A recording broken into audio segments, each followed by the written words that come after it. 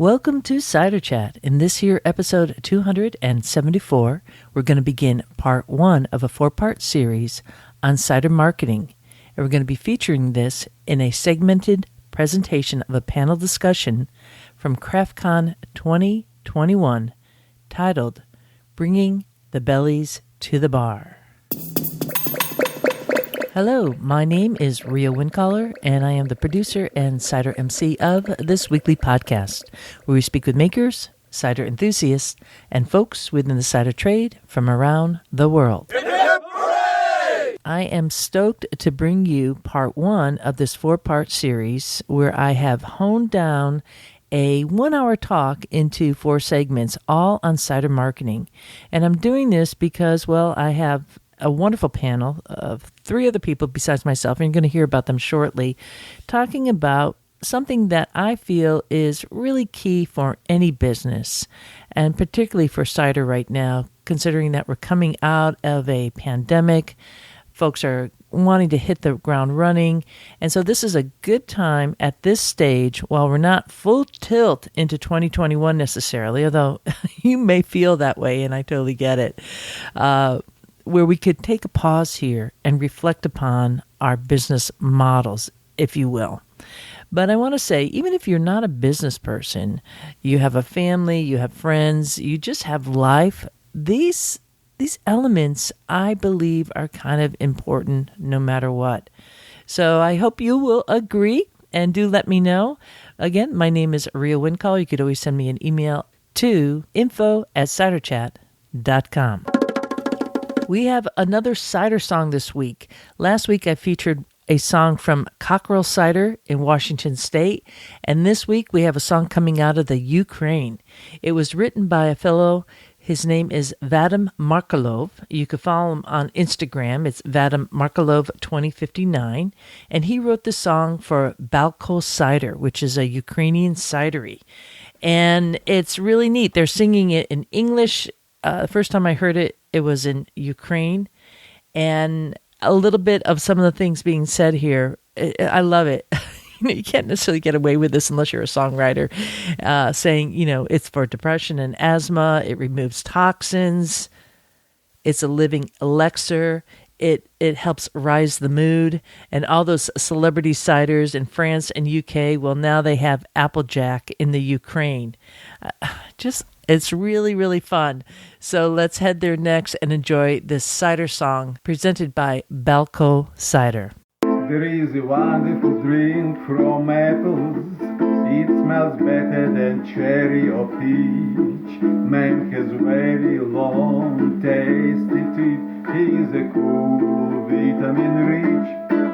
For depression or asthma or cancer, doctor always advised to take it. Cider can remove toxins, and all the people admit. Cider, cider, cider, everyone should always have it. Cider, cider, cider, pleasant smells and meat. As a result of fermentation apples, we get a living elixir. The mood rises in an instant. You will get a good mixer. Our celebrity cider will be drunk in France and Spain. And today Applejack is open for the people in all Ukraine. Cider, cider, cider, everyone should always have it. Cider, cider, cider, pleasant smells at meat. Cider, cider, cider, everyone should always have it. Cider, cider, cider, pleasant smells at meat.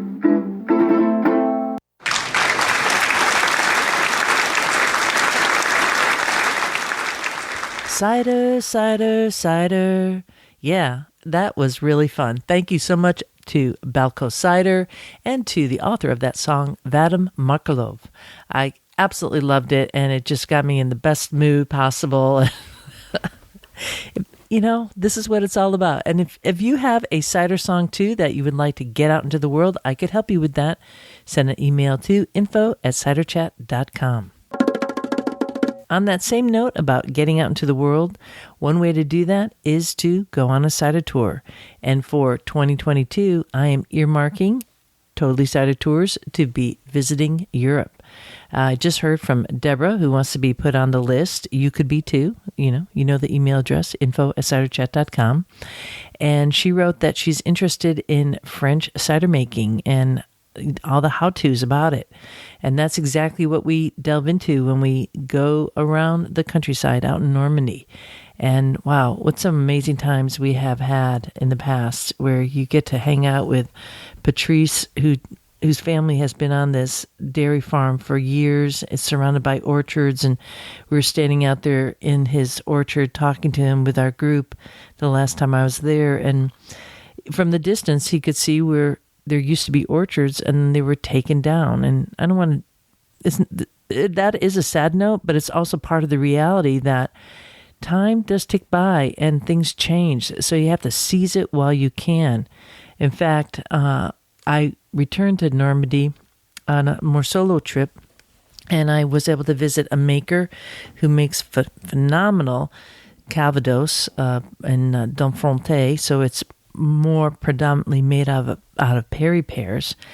And that Calvados is, of course, running out. So you got to seize it while you can, and just tasting the flavors there of the cider, the poré, the pommeau, and the Calvados, it just makes my mouth water thinking about it. It really does. And then you pair that with food such as the camembert, the cheese that they have there, the soft cheeses that just really melt in your mouth with the Calvados, perhaps. Whatever you want, you could have it, because we do it all. Gosh, that's so much fun. Anyways, I could go on and on about it, and I will. You are guaranteed I will, because that's why I'm here, to share with you my passion for all this. Man, there's just so many sites out there in the world, and we're going to be clicking them down one at a time, and hopefully you'll come along. So check it out. You can see more at the Totally Cider page at ciderchat.com. Walking through the orchards. In late April of this year, the Three Counties Cider and Perry Association hosted CraftCon 2021. It was, of course, all virtual and online, and that is going to be part of this 4-part series, is the actual panel discussion I did. But before we go there, I want to say how much I've been enjoying watching the presentations that I missed during the actual event that took place, because you can't be everywhere all at the same time. And one of the beauties of a virtual conference is it was recorded, and now it's up there on the World Wide Web to download. So if you're a lucky ticket holder, man, you're in for a treat. And what I really appreciated was the opening address by Simon Day of Once Upon a Tree. He was marvelous. There were some technical difficulties. He just stayed the course without missing a beat. He started presenting the different sponsors, spent plenty of time doing that, doing a little interview with each primary sponsor for CraftCon, and just kept it really even keel. And I can't tell you how much I needed that right then. And I must say, it really ties into the whole idea of being a professional in the industry. He really role modeled that so well, and so big kudos to Simon Day. After his talk, it was next Andrew Lee. And if you haven't heard about this guy, he's just phenomenal. He's an author on the topic of cider and is really revered, I think, worldwide for his bounty of info. You got to see it if you can. It's just outstanding. Of that same type of pace that Simon did, there was, again, a little bit of technical difficulty because, they're linking people in from different satellites to go live in a video presentation. And they just stayed calm, cool, and collected. And that is so reassuring as an audience member. No kind of weird jokes or anything. It just stayed the course. And there was a couple of quotes and things that Andrew Lee talked about when he was referring to Kazakhstan that really stood out, which was on craft cider itself. And he said, craft cider is a very vibrant area now, and anything that can be done to keep it going must be done, I guess. Now, I can't say my delivery is as good as his because he had a certain cadence in his speech that just gave me pause. You know, he sees it. He sees it as somebody who's been in this industry for a really long time, and anything that can be done must be done. And I wholeheartedly agree on that. That's exactly why I keep on producing Cider Chat every week for all of you. And there were some other interesting little tidbits that he was talking about in Kazakhstan that they noticed while they were traveling about. And that is that how many of the trees were growing in rows. And it was kind of like a head scratcher, like what was going on there? Did they plant these trees in a row? I mean, how could that be? These are like the wild apple forests of Kazakhstan. And I didn't even speak about that. I'm sorry. But if you don't know what I'm talking about, that's like the birthplace of the apple as we know it. And they have wild apple forests. It's just bounties and bounties of apples everywhere. And I guess a lot of the forest area had been taken down, but there's still quite a bit. It's very difficult to get into. You need lots of permits and such. But what they found out about these apple trees in a row is that it was essentially trees that were coming up on the root line, like the suckers coming up on the root lines. And that's why they were in a row, because kind of roots cascade out from the base of the tree like an umbrella. And if you look at an umbrella, I mean, this is not what he said, but this is how I'm imagining it. You know, those are pretty straight lines that hold an umbrella out to cover us from rain. And so the same thing can be said of many of the main roots coming from a tree. Evidently, those roots are just so intertwined, and you get rows of apples. Is that trippy or what? I can't imagine it. I guess I'm going to have to see it. So there was a lot to be said just on that piece there. I really enjoyed it, and I hope that you are a ticket holder so you can watch it. And it's a great way to support the cider industry. If you're somebody who's just a fan of cider, you really want good cider, you might not be a commercial person or in the business like some of us, that's fine. There's still a lot to be gleaned from these different events. So do attend them if you can, or support them in some way. Which leads us to our featured conversation for this week.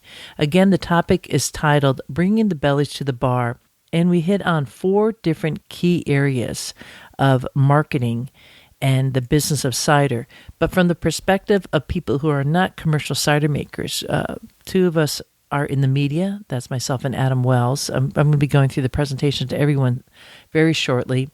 And from that vantage, what we see in terms of what is lifting cider up, how is it moving forward? So that's how we're speaking about it here, and I'm breaking down the different subjects so that we could tease it out. I could have posted this entire episode as one long episode today, but I didn't feel that would really provide you out there in Ciderville the opportunity to delve into this topic a little bit more. And I'll speak a little bit more about that on the end. What I do want to say is you'll hear a little bit from Alfie. That is Cath Potter's dog in the background making little squealy songs. The dog is absolutely fine. It's just, likes to be a little showcase there. As you know, some pups are like that. And then Nikki Kong and myself, some of our audio got a little bit wiggy, but not so difficult that I wanted to take it out. So just bear with that. And if you'd like to see any of the slides that I'm mentioning here as we begin this presentation, just go to the show notes for episode 274. I'd like to welcome everyone to the panel discussion on Bringing the Bellies to the Bar for CraftCon 2021. This first slide up, you will note, is a full complement of women seated at the bar with one guy there. I like to keep this in mind that the world population is 51% women. And as such, when thinking about attracting new customers, I'm not only speaking to one gender. Plus, I have to say, it's really, really nice to see a whole bunch of people sitting closely at a bar. And certainly this is something to look forward to as we navigate our way out of the worldwide pandemic. Can we have the next slide, Lucy? So you will see this is our following list of speakers and some very nice artwork done by Lucy. And I must say that I'm very impressed by all the folks working so hard to get CraftCon 2021 up and rolling. So cheers to all of you. We're going to start with introducing our first speaker. If you could go to the next slide. And we have Cath Potter. She hails from Manchester, which is north of London, for those who aren't familiar with the geography there. I know Cath best for her enthusiastic good cheer for cider.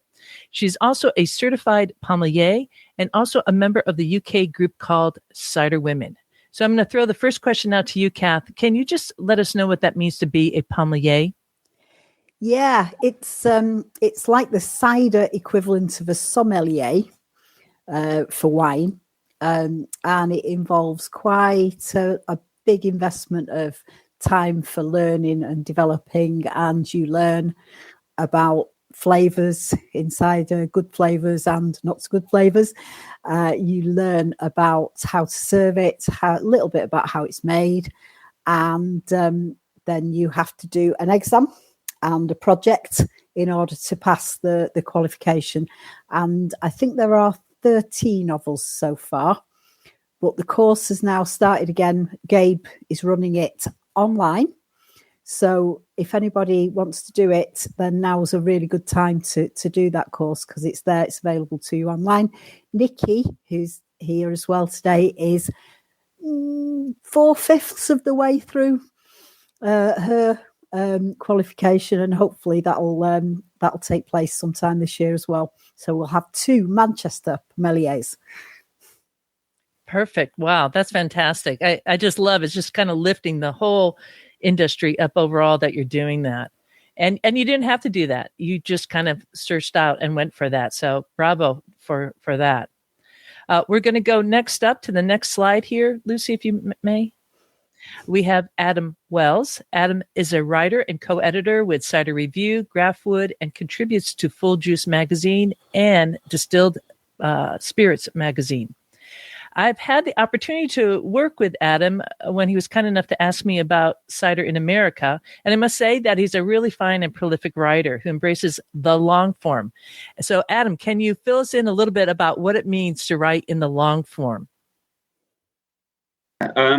I mean, that's kind of always how I've written whatever I've been writing about. I just, rather than just writing snap reviews or just, little bits and pieces, it kind of gives you the opportunity to really dig into a subject, ask a few questions, and sort of see where it takes you, treat it as fully as the subject matter deserves. And often, as when we did our interview, kind of bring in kind of more opinions from other people. So it's kind of, it's not the only way to do communication, and obviously loads of people do loads of great stuff on social media, for example, which is much shorter form, but it's I guess it's what I'm used to. So that's kind of what I've always done, and what I do with Cider Review, Graftwood, and when I contribute to Full Juice and Distilled as well. That's cool. And I have to say, Adam, I see a book in the making. You keep all that content, and that's like a gold mine just waiting to happen. So bravo for that. We're going to move on to the next panelist, if you could, and that is Nikki Kong. She is the owner of Cat in the Glass, which is an online bottle shop selling cider. So, Nikki, I'd like to ask you, just to bring us all up to date, is the product that you're selling, is it available just regionally or throughout the UK? So it's available throughout the UK via courier service. However, I am based at Beer Nouveau, a brewery in Manchester as well. So we're open at the weekends, so you can do click and collect or buy to drink in. So yes. Bravo. And it's only cider, or is there any other products within that medium? So it's beer and cider. So we have probably around, I think on last count, about 850 different beer and ciders at a rough sort of like 60-40 split at the moment. So it's growing. It's still growing. Fantastic. Well, good luck with that. That's a big endeavor to take. And again, it helps lift the hunt industry up, the more it makes it accessible to the audience. All right, we're going to go to the next slide. And that is a little bit about me. My name is Ria Windcaller. I'm the producer and host of Cider Chat, a weekly podcast. And as of this week, there are 270 episodes. I also lead Totally Cider tours, both here in the U.S. and internationally. And as you could see on that photo, there's a little arrow down on the bottom one. That's me way in the back of the bus. And then up in the corner, there I am pouring out of a little keg because, well, why not? It's a cider tour. So that's who we have on the panel. Let's go to what we're going to be talking about. And this is the 4 main key topics we're going to be addressing today: audience strategy, content, and getting in the spotlight. It's our goal for those listening in to validate what you're doing and to also inspire you to reach out to even a wider audience that you could ever have thought possible. And hopefully by listening today, you'll hear what we're all doing and in our areas, and that will help you. These 4 components, for me, are really key in looking at the marketing of oneself or your brand. Please note, though, that none of us are commercial cider makers. However, regardless of what business you are in, the plan still remains the same.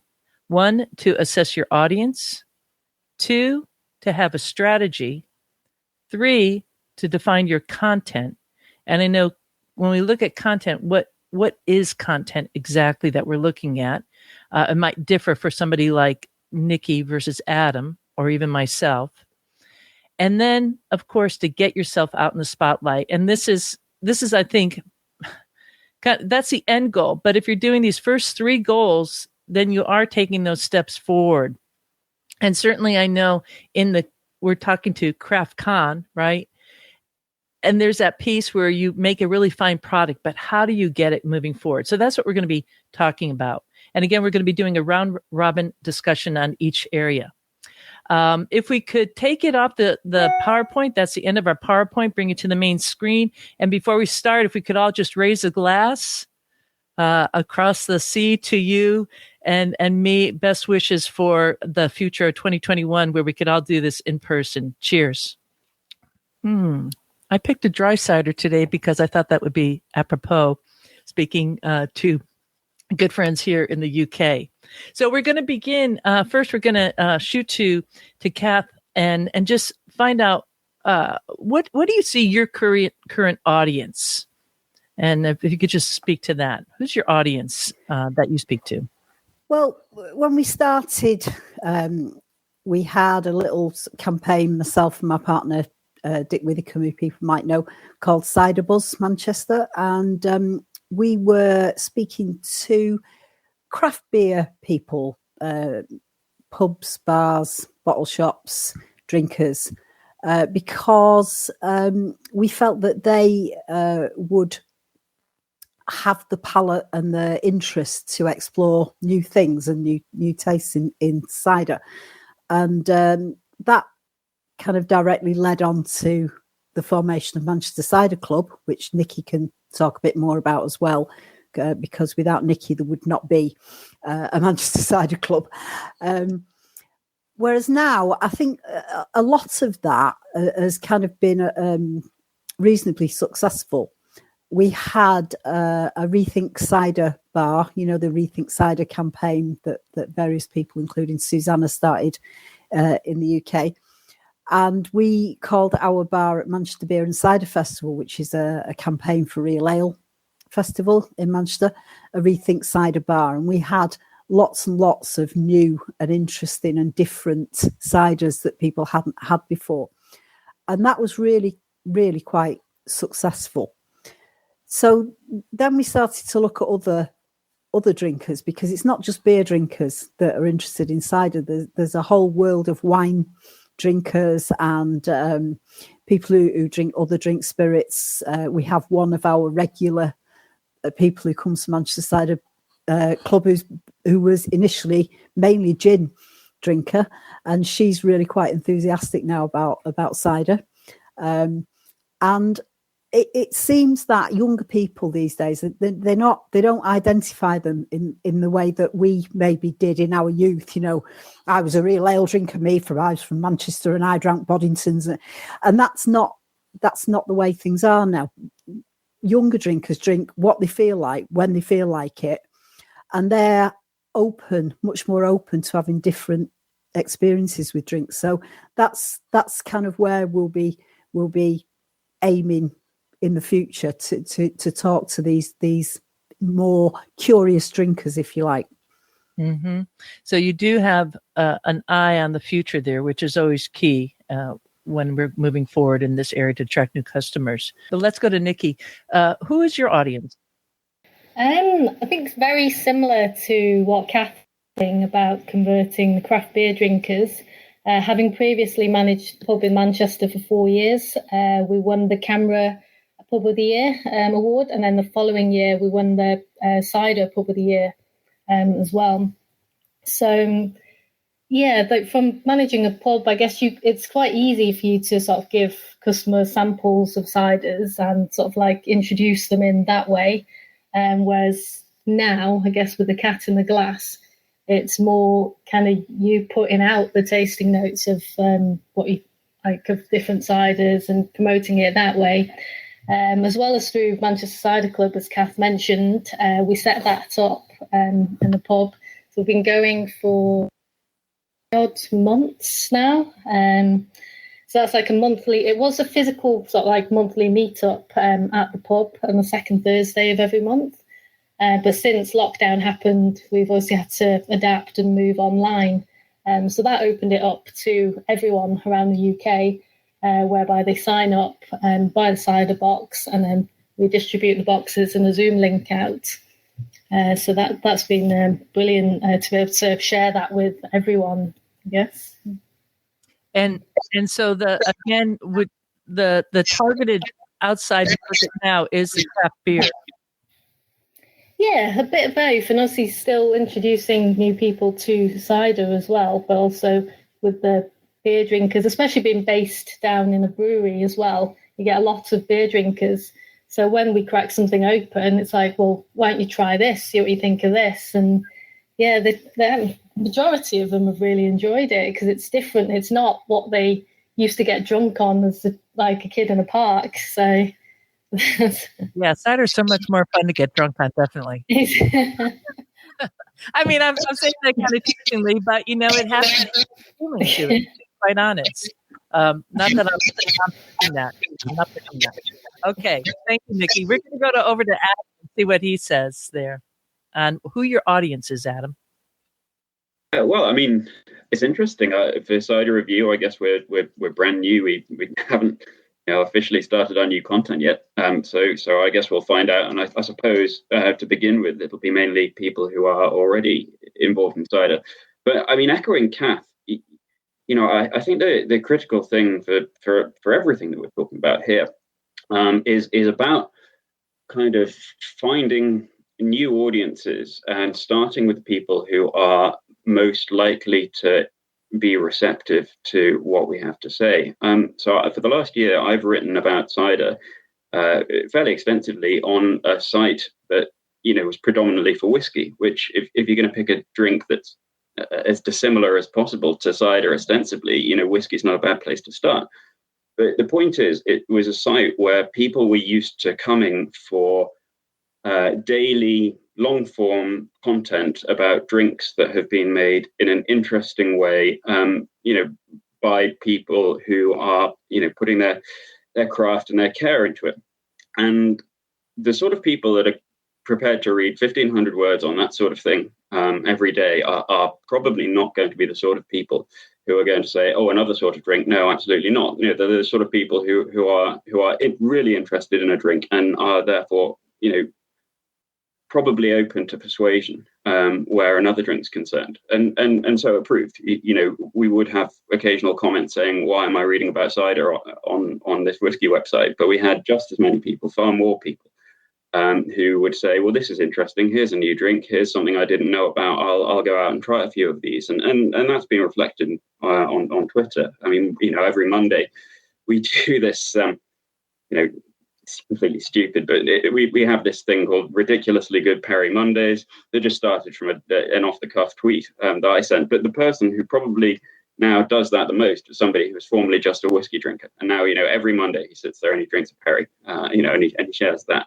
So yeah, it's all about appealing to people who are all, you may already be a cider drinker, and if you are, that's great.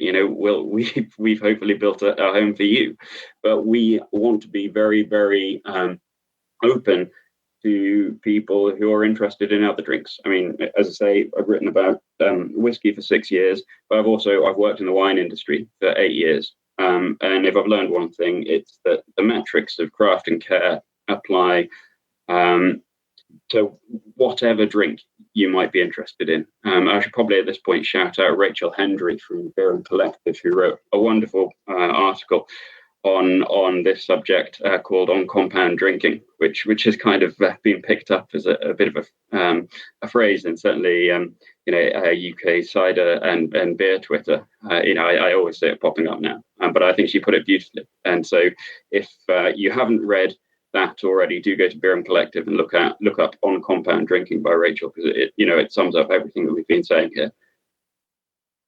Perfect. Thank you. That's a good tip. I'll talk about my audience.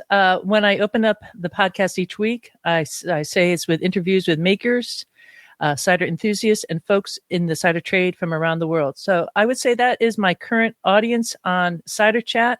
However, because I also lead Totally Cider tours, the audience that I'm also gearing towards is foodies.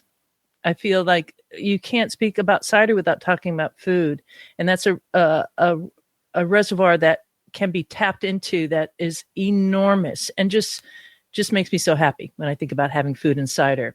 I also look at people looking for adventure, thinking out of the box. And there's a lot of folks. And certainly as we're coming slowly out of this pandemic, that is a huge audience too. I'm also looking for people who have green thumbs. I see that Marcel from the Netherlands is here, and he has like a farm that he has in the southern region of that beautiful country and is making cider now. So there's a complement of people. I'm not necessarily looking at the craft beer drinkers, I have to say, because I think that will just happen. It's not my concern. I think it's just going to happen because they're energetic drinkers. But what I'm specifically pushing towards are these other areas, specifically the foodie population. So knowing your current audience and who you want your audience to be will help you with your next step on your strategy. All righty. So there you have it. The audience. Who is your audience? No matter what profession you are in, that is the number one thing to kind of begin looking at as you're moving forward. And certainly at this time right now in 2021, there are a whole bunch of people just waiting to go out the door and meet you. And they might not be the folks that you are normally reaching out to. So think out of the box here, my friends, and see if you could really bring the bellies to the bar, some bellies that you wouldn't have thought might have stepped into your bar or tried your cider. The world is our plate. The cup of cider is full. Keep on reaching for the stars. And when we return next week, we're going to be looking at strategy. Thanks again from my co-panelists, Adam Wells, Cath Potter, and Nikki Kong. And a big tip of the glass to all the fine patrons of this here podcast and the following commercial cider makers. We have Taddy Bogle Cider Works based in Acme, Pennsylvania.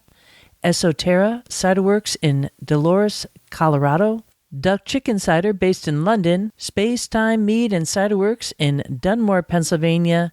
Insider Japan, Japan's first and only bilingual magazine dedicated to all things cider. You could find a subscription to that online.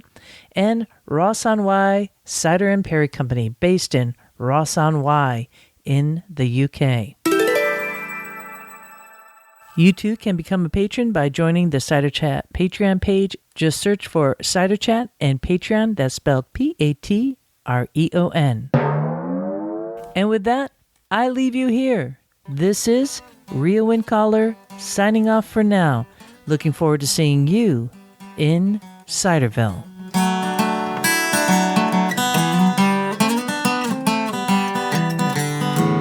We like cider, we like palms, we love orchards and having fun. There is a reason. There is a reason why we do it like this. Oh yes, there is. There is a reason why we do it like this. Oh yes, there is. There is a reason why we drink it like this. Oh yes, there is. There is a reason.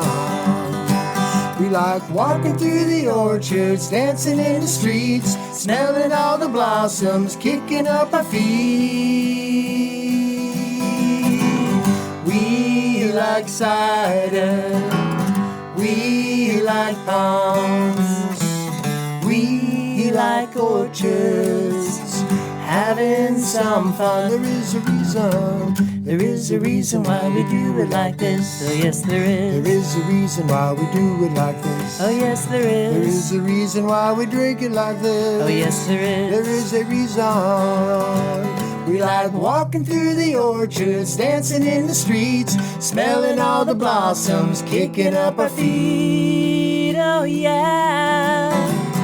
We like cider. Oh yes, we do. We like palms. Oh yes, we do. We love orchards, having some fun. There is a reason. There is a reason why we do it like this. Ba-da-da-dum. There is a reason why we do it like this. Ba-da-da-dum. There is a reason why we drink it like this. Ba-da-da-dum. Ba-da-da-dum. We like walking down the orchards, dancing in the streets, smelling all the blossoms, kicking up our feet. Oh yeah. We like cider. Ba-da-da-dum. We like palms. Oh yes, we do. We like orchards, having some fun.